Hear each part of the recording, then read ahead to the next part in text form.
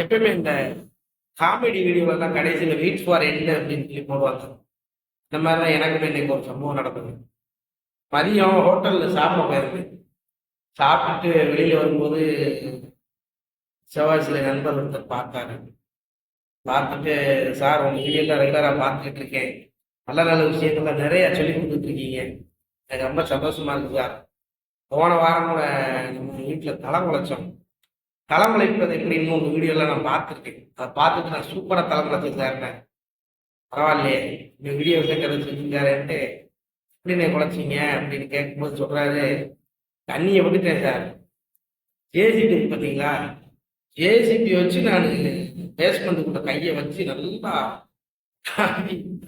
தண்ணியை நல்லா உள்ளோடு சூப்பராக குழைச்சது சார்னு சொன்னார். எனக்கு ஒரு நிமிஷம் ஷாக் ஆயிடுச்சு. நண்பா, ஜேசிபி வந்து மண்ணை அள்ளி உள்ள நிரப்புறதுக்கு மட்டும் பயன்படுத்துது. தண்ணி விடும்போது கடப்பாறை இந்த மாதிரி கம்பியில் வச்சு மச்சு மட்டும்தான் கன்சல்டேஷன் பண்ணணும்.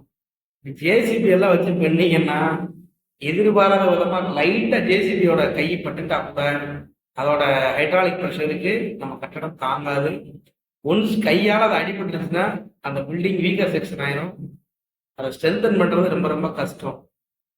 வீடியோவில் நான் தான் போடுறேன், என்ன சொல்றேன்னு பொறுமையாக கேட்டுட்டு பண்ணுங்கய்யா. ஏதாவது ஒரு தவறு நடந்தாலும் அது என்னைய தான் ஜானம்.